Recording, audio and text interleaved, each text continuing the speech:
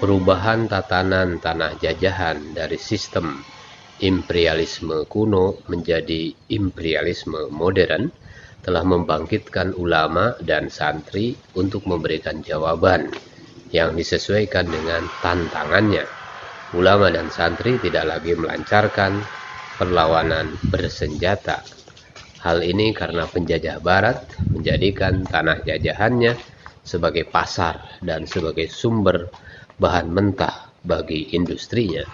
Dengan demikian, ulama segera memberikan reaksinya, rapid response, memberikan jawaban dengan cepat, yaitu dengan menjadikan pasar sebagai arena memasarkan ide kebangkitan nasional. Saudara-saudara sekalian, pemerhati daripada channel ini diawali dengan membangun organisasi pemasaran Sarekat Dagang Islam pada 16 Oktober 1905, Senin Legi 16 Sya'ban 1323 Hijriah di Surakarta. Gerakan kebangkitan kesadaran nasional ini disosialisasikan terlebih dahulu melalui Buletin Taman Pewarta. Perlu diperhatikan, Buletin Taman Pewarta ini dapat bertahan selama 13 tahun karena isinya yang islami dan merakyat. Adapun buletin lawannya untuk konsumsi priayi, sangat pendek umurnya. Saudara-saudara sekalian, dalam menuliskan syarikat,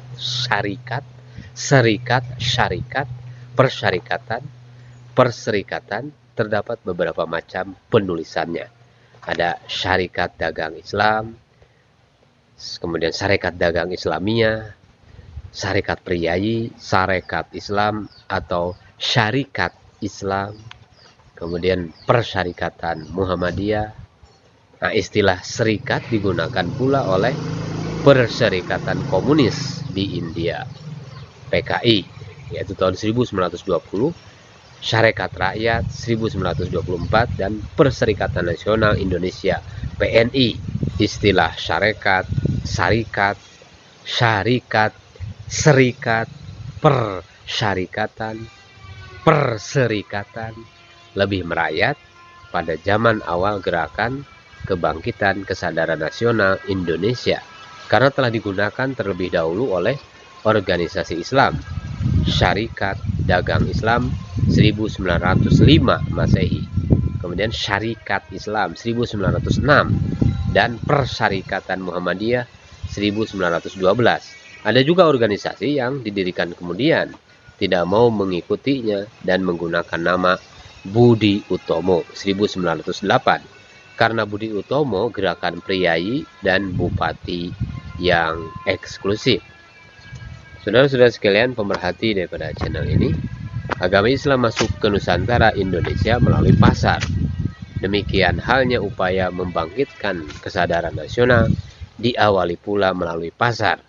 Bukankah imperialis Katolik Portugis dalam upaya melumpuhkan kekuatan umat Islam, melumpuhkan kekuatan pasar umat Islam, dimulai dengan menguasai pusat pasar umat Islam di Malaka 1511 Masehi. Kemudian diikuti oleh imperialis Protestan Belanda dengan organisasi niaga Verenigde Oost-Indische Compagnie 1602 Masehi yang berusaha melumpuhkan kekuasaan politik dan kekuasaan ekonomi Islam di Indonesia. Dimulai dengan menguasai Ambon, kemudian mereka menguasai Jayakarta yang pada tahun 1616 Masehi diubah menjadi Batavia. Kedua penjajah yaitu kerajaan Katolik Portugis dan kerajaan Protestan Belanda bertahan dalam penjajahannya karena penguasaan pasar, sumber kekuasaan ekonomi, ulama, dan santri. Saudara-saudara sekalian, abad ke-19 Masehi merupakan abad puncak penindasan imperialis barat atas bangsa-bangsa Asia Afrika. Di Nusantara Indonesia, pemerintah kolonial Belanda berhasil melumpuhkan kekuatan fisik ulama dan santri dengan bantuan bupati di Jawa, penghulu di Sumatera Barat, Ulebalang di Aceh, dan polisi serta kekuatan Prim de Oosterlingen Namun demikian, tidak ada satu bangsa yang mampu memadamkan semangat juang bangsa terjajah untuk merebut kembali kemerdekaannya.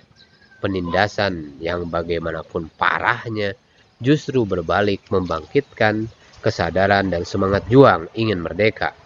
Ulama yang sangat dekat dengan akar kekuatan bangsa yang tertindas bersama rakyat atau umatnya mencari jalan keluar dari musibah bangsa. Mereka ditindas oleh pemerintah kolonial Belanda dengan politik kristenisasinya. Kaum penjajah pun menjadi semakin kuat akibat dibantu oleh Pangreh Praja, oleh polisi dan Fremde Oosterlingen, yaitu bangsa asing timur, dalam mematahkan kekuatan pasar umat Islam. Mereka bekerja pula sebagai tax collector, pengumpul pajak. Saudara-saudara sekalian, di bawah realitas penindasan tersebut, bangkitlah gerakan perlawanan dari para wirausahawan yang tergabung dalam organisasi Syarikat Dagang Islam. Hakikat perjuangannya sama dengan tujuan kebangkitan nasional, yaitu sebagai suatu kebangkitan menanamkan kesadaran cinta tanah air, bangsa, dan agama dengan merebut kembali penguasaan pasar.